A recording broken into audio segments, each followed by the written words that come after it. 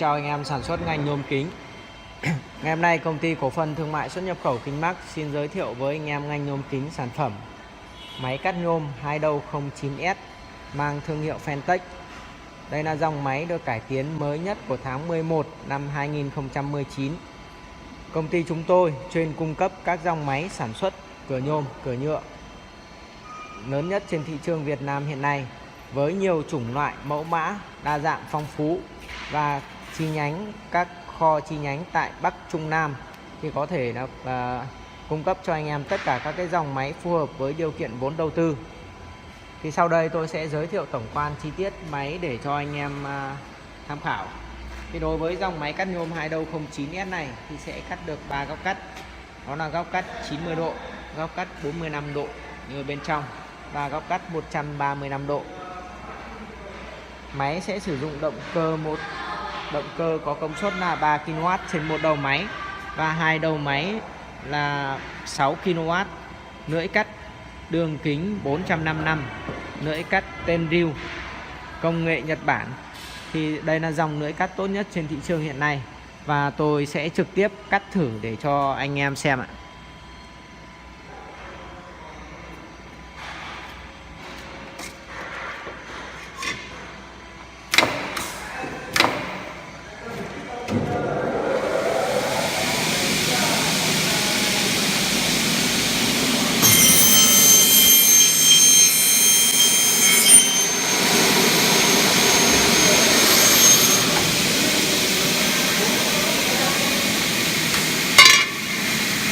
Như anh em có thể nhìn thấy trên đây thì cái dòng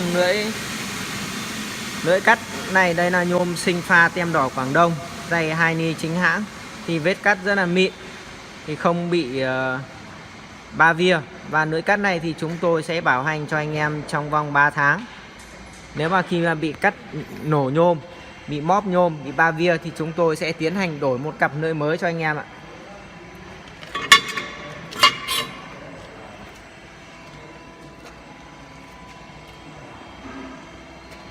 Vừa rồi thì anh em đã vừa được trải nghiệm qua về cái lưỡi cắt, thì sau đây tôi sẽ giới thiệu đi chi tiết hơn nữa. Thì dòng máy cắt này thì sẽ có máng trượt DC như anh em nhìn thấy trên đây. Máng trượt này thì sẽ có tác dụng khi mà anh em cắt những cái cây, thì khi lưỡi thu về thì DC nó sẽ tự động trượt xuống đây, tránh cái tình trạng mà lưỡi nó thu về thì DC nó bị văng và bắn bật làm hỏng lưỡi. Và chúng tôi đã mở máy ra để cho anh em xem. Thì như anh em có thể nhìn thấy thì lưỡi sẽ bắt, cơ cấu lưỡi thì là lưỡi sẽ bắt vào cái bu ly, và sau đó thì bu ly sẽ lai với động cơ qua dây cô loa. Thì đối với cái dòng máy này, hệ thống này thì khởi động thì nó êm, nhưng mà khởi động thì nó chậm, nhưng mà nó rất là êm và đảm bảo tuổi thọ của động cơ. Một số dòng máy khác thì lưỡi cắt sẽ bắt trực tiếp vào trong motor. Như vậy thì trong cái quá trình khởi động thì là nó nhanh, tuy nhiên thì công suất của nó chạy nhanh như vậy thì nó sẽ giảm thiểu cái tuổi thọ của động cơ. Ở đây chúng ta chỉ cần chú ý một chút là trong cái quá trình làm đấy thì chúng ta hãy để ý cái dây cô loa này. Khi nào mà nó trùng dây thì chúng ta có thể là tăng dây cô loa lên thì rất là ổn định. Và như anh em nhìn thấy ở đây thì hệ thống đẩy lưỡi cắt thì sẽ là dây này là dây vuông. Một số các cái dòng máy khác trên thị trường thì nó sẽ là dây bạc, trục bạc ôm cái vòng bi ôm vào trục bạc. Như vậy thì trong quá trình thì cắt thì nó sẽ có độ xê lệch, dẫn đến là cái độ chính xác thì nó sẽ kém đi.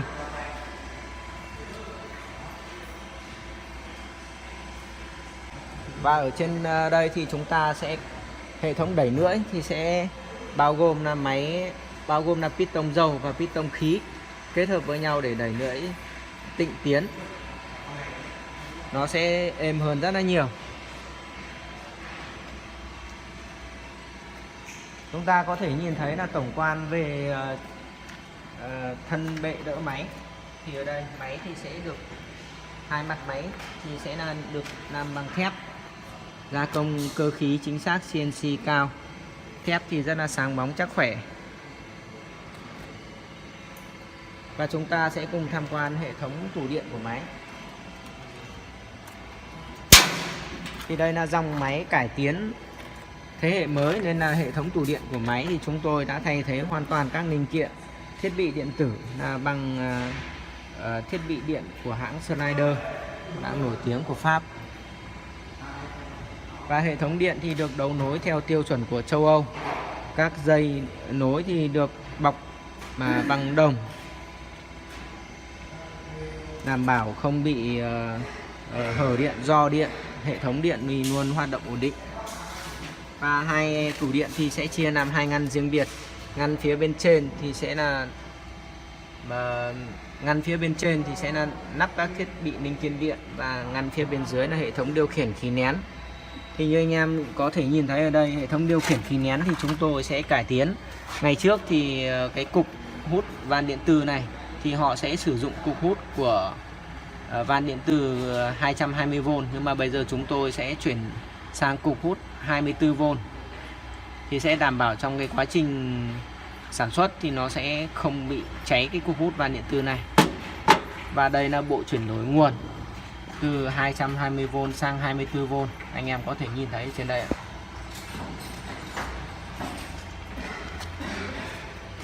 Và chúng ta sẽ tiếp tục ra phía đằng sau để tham quan hệ thống phía sau. Như anh em có thể nhìn thấy trên đây là cốc lọc khí.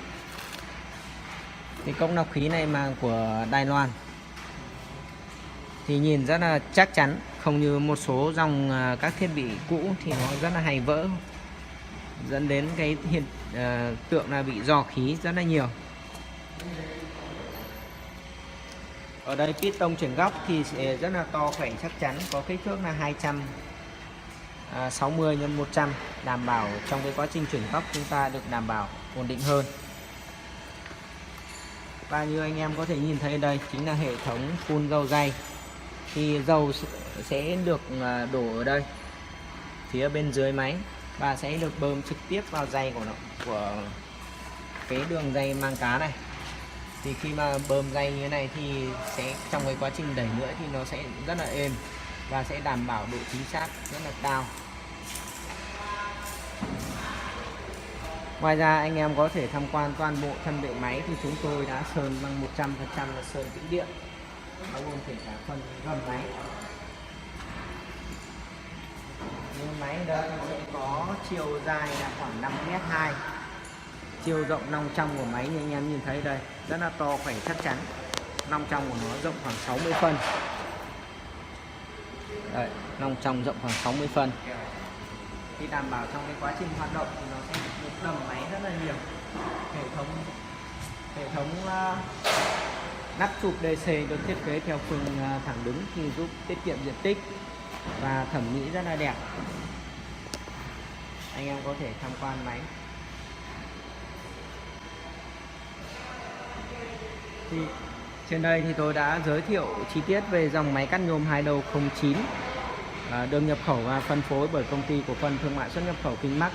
Thì anh em có nhu cầu thì liên hệ với tôi theo số điện thoại phía bên dưới màn hình, hoặc có thể đến trực tiếp kho máy của chúng tôi tại Hà Nội, đó là khu công nghiệp Yên Nghĩa, quận Hà Đông, thành phố Hà Nội. Chi nhánh tại miền Trung thì tại khu công nghiệp Hòa Khánh, quận Liên Chiểu, thành phố Đà Nẵng, và chi nhánh miền Nam thì tại khu công nghiệp Quang Trung, phường Nghiệp Thành, quận 12, thành phố Hồ Chí Minh. Ngoài các cái dòng máy cắt nhôm hai đầu 09S này thì công ty chúng tôi còn cung cấp tất cả các cái dòng máy cắt nhôm hai đầu 05, máy ép góc, máy cắt nhôm hai đầu 08, và sản phẩm được công ty tôi chú trọng đó là về dòng máy cắt nhôm hai đầu Kinh-Max K20, có rất là nhiều các cái điểm cải tiến thì chúng tôi sẽ giới thiệu vào các video tiếp theo. Xin chân thành cảm ơn anh em đã theo dõi video. Hãy nhấn like và đăng ký kênh để những video mới nhất về giới thiệu các dòng máy sản xuất của nhôm ạ.